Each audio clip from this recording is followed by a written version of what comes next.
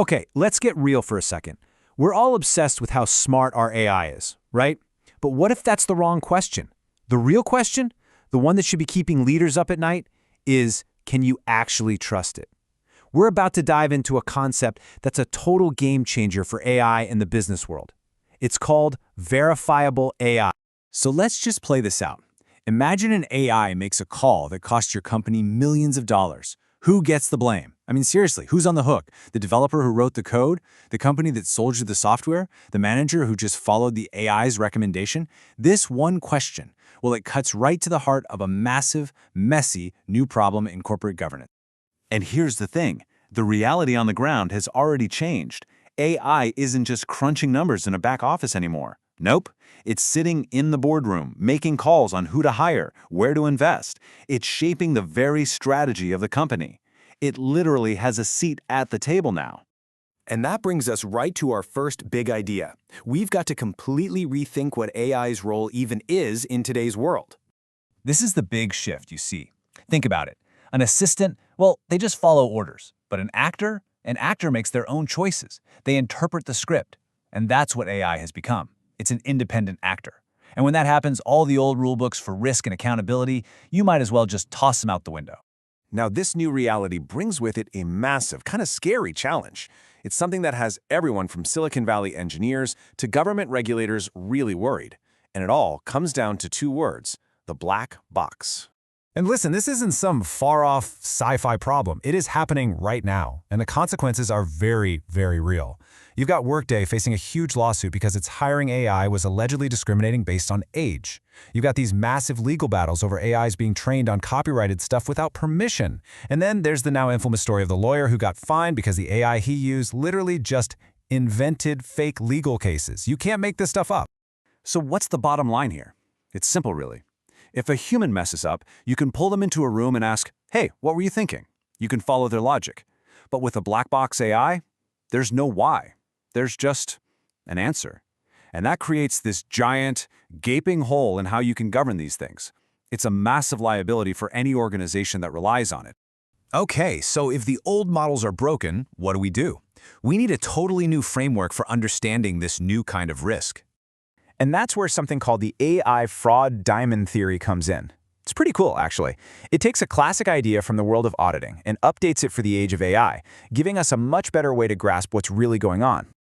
All right, so check this out. On the left, that's the old school fraud triangle. For decades, auditors have known that for fraud to happen, you usually need three things: pressure, opportunity, and rationalization. Simple enough. But now, look at the right. The AI fraud diamond adds a fourth piece to the puzzle: technical opacity. That's our black box. And this is the key part. It's not just another factor, it's a whole new type of risk baked right into the system, even when nobody's trying to do anything wrong. Let me give you a perfect example. A financial firm decides to use a new AI for credit scoring. The vendor comes in with this amazing pitch. Just one number, 99% accuracy. I mean, come on, who wouldn't be tempted by that? That number is like a siren song for any executive. But when the auditors started poking around, that beautiful 99% number just fell apart. They asked, where did the training data come from? Crickets. They asked, how does the algorithm actually make a decision? Shrugs. Can we see the audit logs? Nope. The whole thing was a black box. That 99% accuracy, it was basically a mirage. Okay, so enough about the problem. How do we fix this? How do we go from these scary black boxes to something we can actually trust? The answer is to make them verifiable. Let's break down how to do that. This right here is the roadmap. It's a 4-stage process. First up, the training stage. You've got to be able to trace all your data back to its source, like a digital paper trail for every bit of info. Step 2 is deployment. This means you need strict version control so you always know exactly which version of the algorithm is running. No more sneaky, unexplained updates. Third, operation. Every single decision the AI makes needs to be logged, just like a bank transaction. It has to be something you can go back and look at. And finally, the review stage.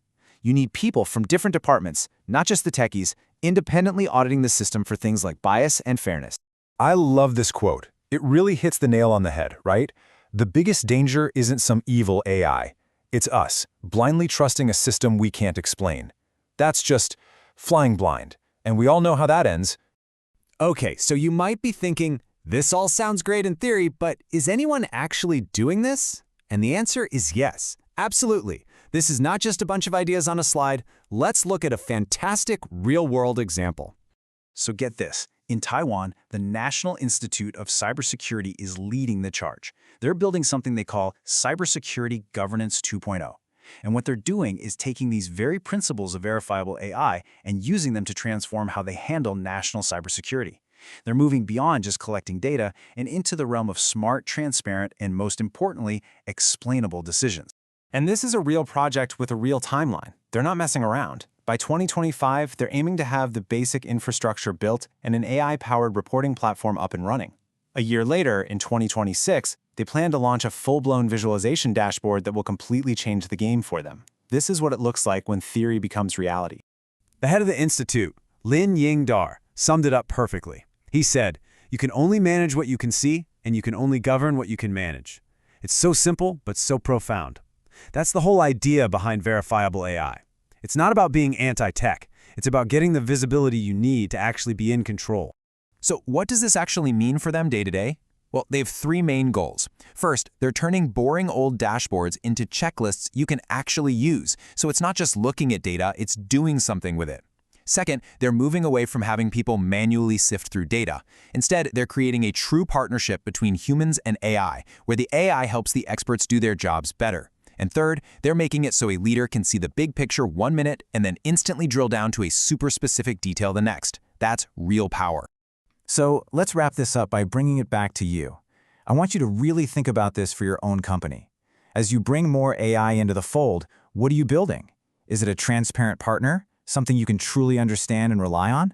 Or are you accidentally creating a hidden liability, a black box that's just ticking away, waiting to blow up? Because honestly, the choice you make is going to define what corporate responsibility looks like in this new era.